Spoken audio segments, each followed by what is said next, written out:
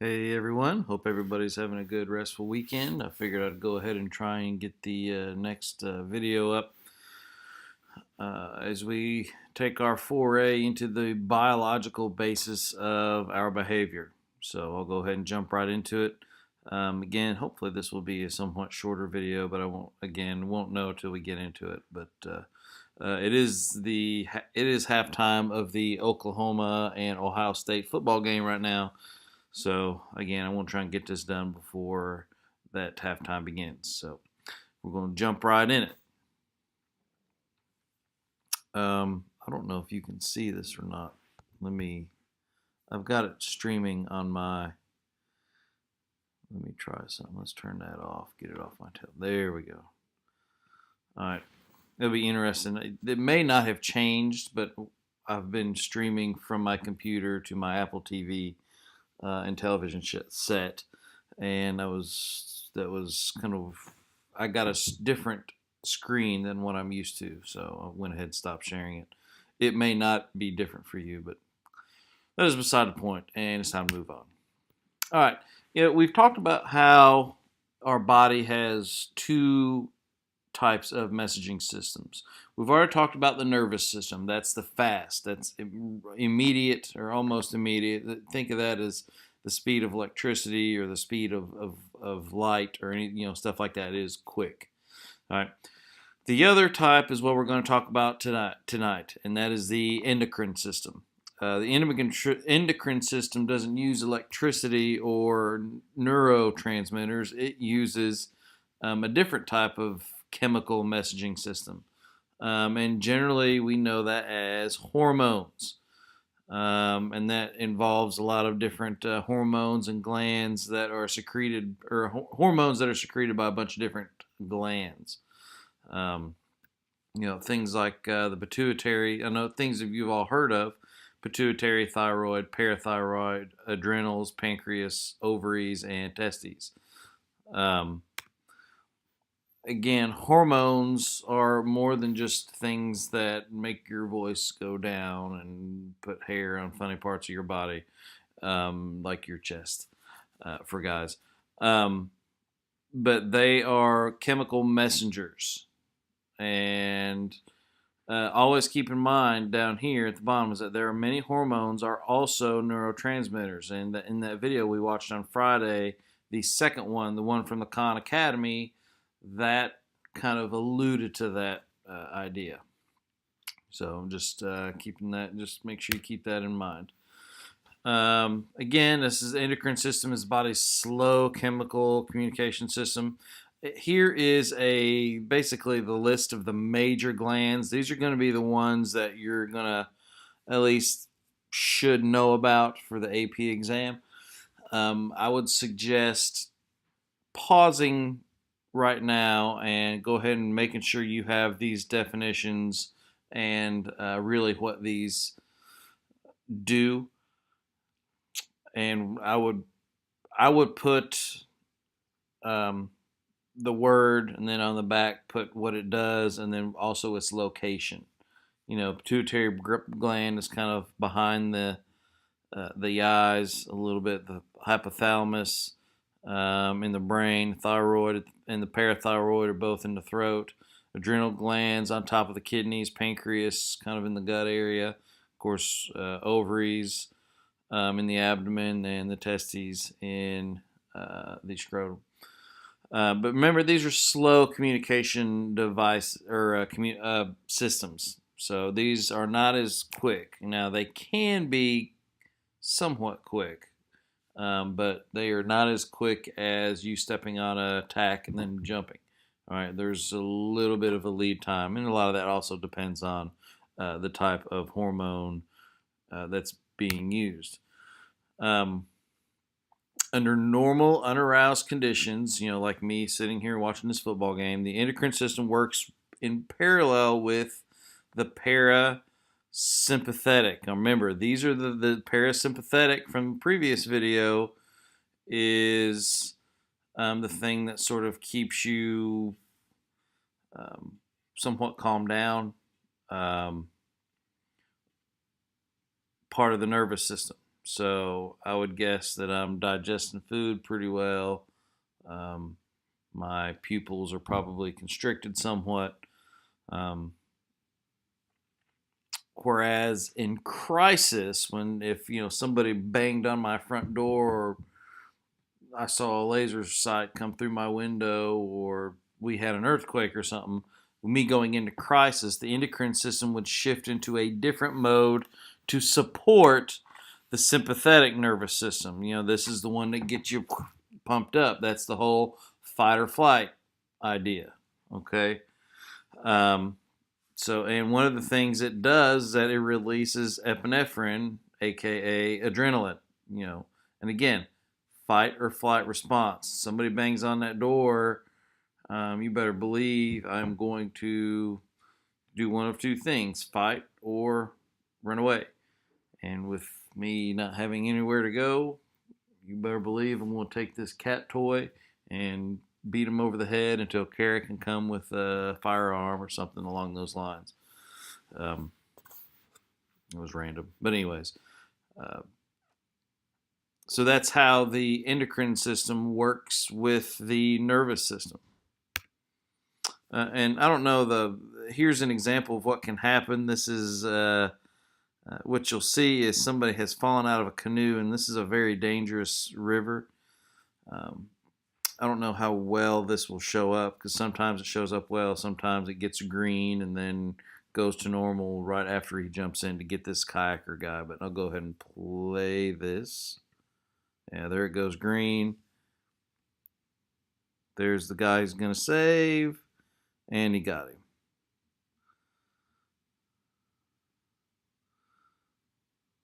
So you got to think about whenever you do. I don't know if anybody's ever been bungee jumping or rock climbing or anything like that, but there is definitely a rush of adrenaline when that happens.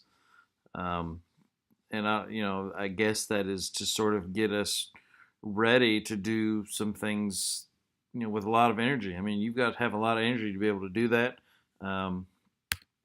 Here's another example of sort of the fight or flight reaction. Oh no. What are we doing? There we go.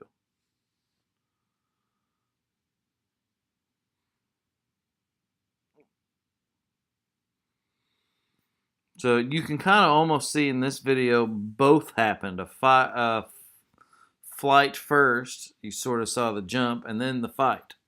So a lot of times we may do both. We'll watch it again. Well, maybe now it's trying to screw up, but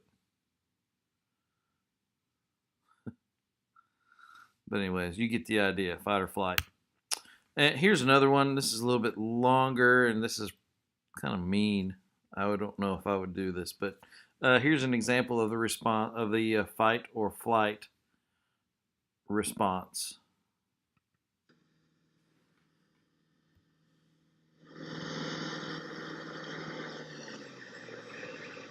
Patrick! Patrick! Patrick! Ai! Caralho! Ai! Patrick! Ai! Ai, porra! Ai! Acorda, caralho! Puta que pariu, velho! I don't know if y'all saw his face, but anyways, again, that sort of fight or flight. Of course, in that situation, there's not a whole lot he could have done, but he's got to somehow deal with whatever was going through his body, and so that was the way he did it. Again, this is just kind of general stuff to make sure you know the key concepts. Again, we've already talked about this. The glands produce hormones. They travel through the bloodstream. They influence things like growth, mood, metabolism, and reproduction. We haven't talked about this. I'll go ahead and make sure you've got this down. Thus, the endocrine system works to keep the body in balance, especially in response to stress, exertion, and even thoughts. People who may suffer a little from maybe anxiety will have a hard time balancing what those thoughts make the body feel. You know, thoughts can trigger that fight or flight response. So again, snail mail. This is a slower process, can take several seconds, but this is big here. Make sure you understand this. Although it takes longer to happen, it also lasts a lot longer. Okay, um, you know, somebody bangs on my door, my immediate response, bodily nervous system response, is going to be to jump, and then that's it. All right, and then the endocrine system takes over. Now the fight or flight happens, and you all know when you watch the crash course video when he kind of freaked you out with that sound and kind of jumped at you.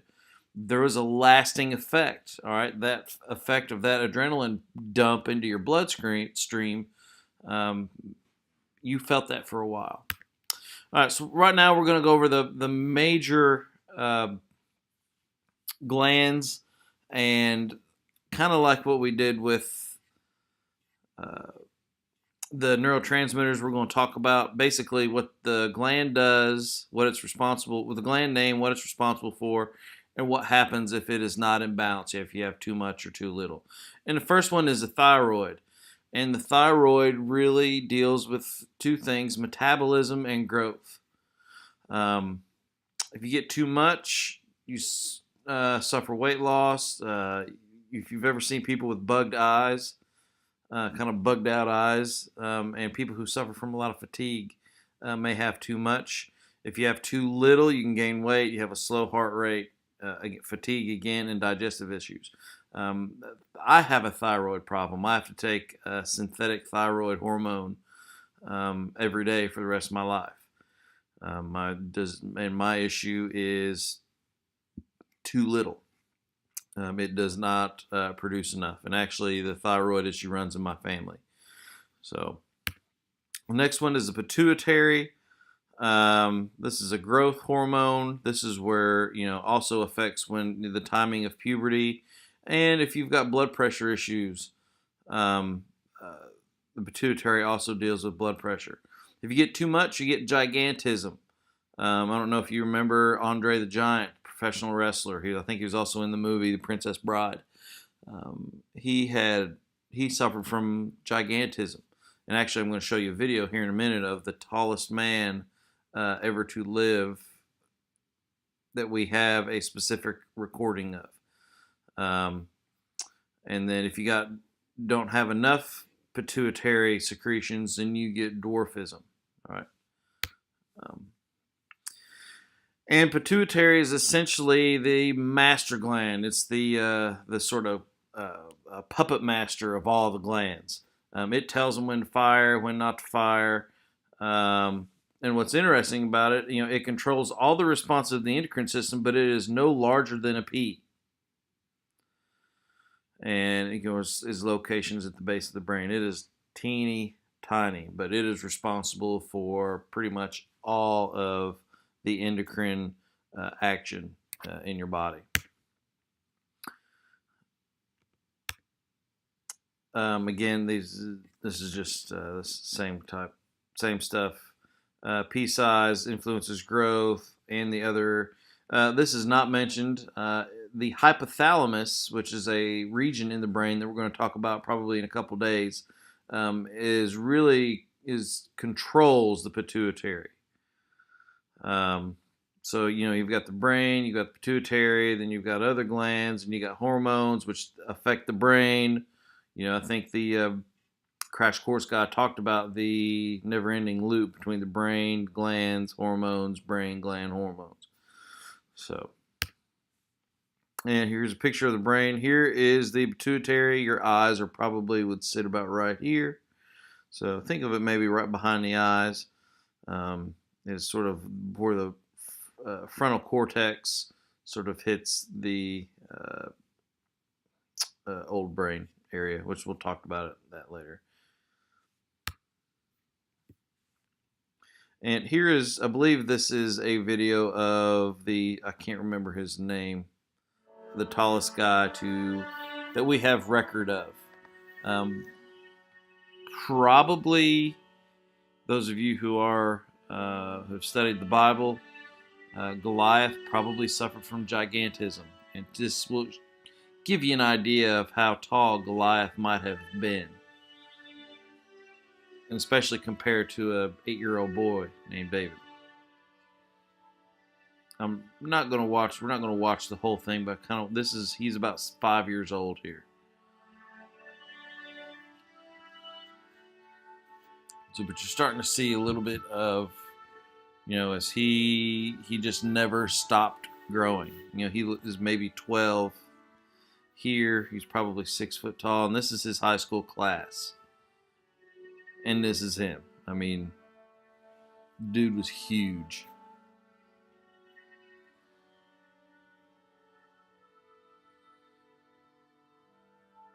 You got to think about with people like this. You got to think about, nobody makes pants for somebody, with an inseam that's 60 inches. He just kept growing.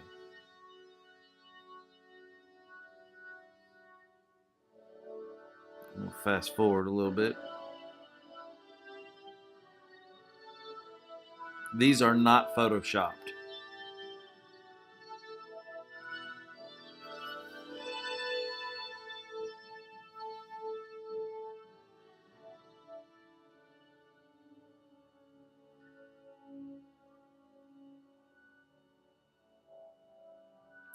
And here is his casket for when he died. It was huge.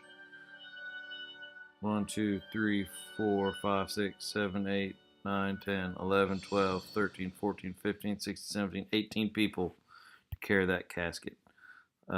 So, give you an idea. That was pretty big. And Wadlow, that's right. That was his name. But he was 8'11". So, and this should give you some perspective on how big he is, and even how big. This was basketball player Yao Ming. This is at 7'6". You got Shaquille O'Neal here at 7'1", and then I believe this is Kevin Hart at 5'2". All right, so 5'2", 8'11". I mean, there's almost an entire person that could sit on top of his head and still. He was a big man.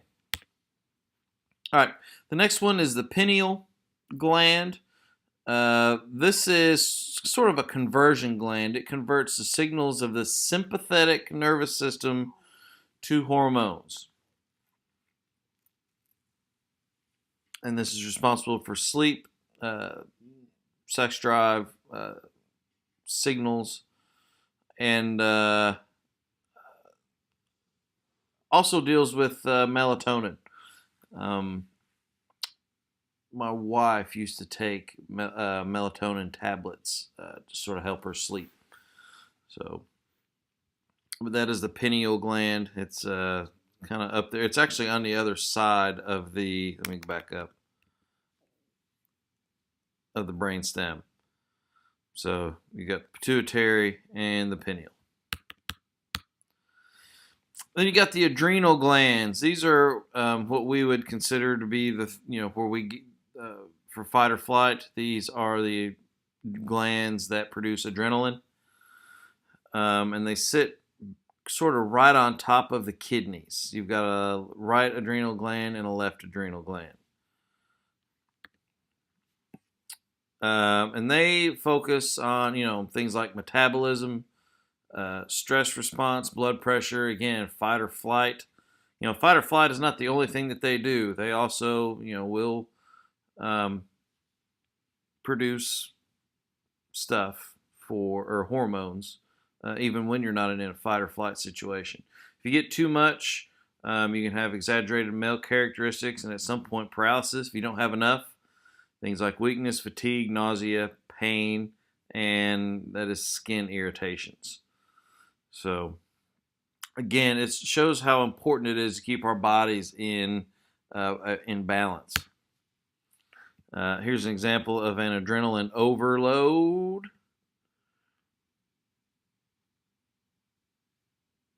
I'll do that one more time because it's funny. I don't know how much sugar is involved in that as well, but the hormones that they release is epinephrine and norepinephrine, or adrenaline and noradrenaline, depending on who you're talking to. Again, heart rate, blood sugar, blood pressure, etc. So these are the things, again, make sure that you have a grasp on. I don't think this one works. Yeah, it does. Today I'm talking with someone who's been studying the remarkable power of adrenaline and fear for years. In fact, Jeff Wise literally wrote the book on it. Welcome to the Degree Men Adrenaline Lab. I've experienced a lot of adrenaline in my life, but I probably don't understand the science behind it. So what exactly is an adrenaline rush? Right, so adrenaline is a substance that your body releases into your bloodstream when you're in a potentially dangerous situation.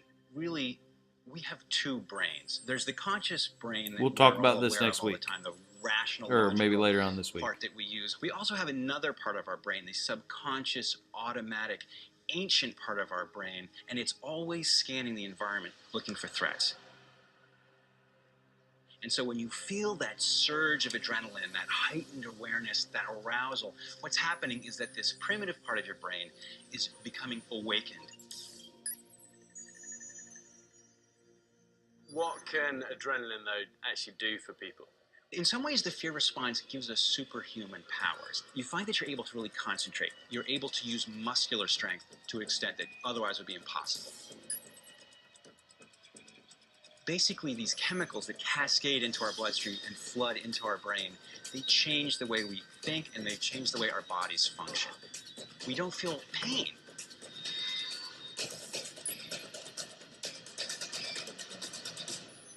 One thing my mum always says to me, she goes, the problem with you, you're an adrenaline junkie. Is that such a thing? When we're experiencing something like a parachute jump, we're experiencing the same chemicals in our brain that a meth user experiences in their brain. So absolutely, you can become addicted to that sensation. Well, you don't need drugs if you've got rock faces, eh? Exactly. Thanks for shedding that light for us. Degree Men Adrenaline Series responds to increases in... All right, anyways. So there you go. A little bit on the endocrine system. I didn't get too awful deep. Again, just to make sure that those of you that need to... I just wanted to make sure you saw it and heard a little bit of an explanation from me. Hope you're having a good weekend, and we will see you next time. Peace out.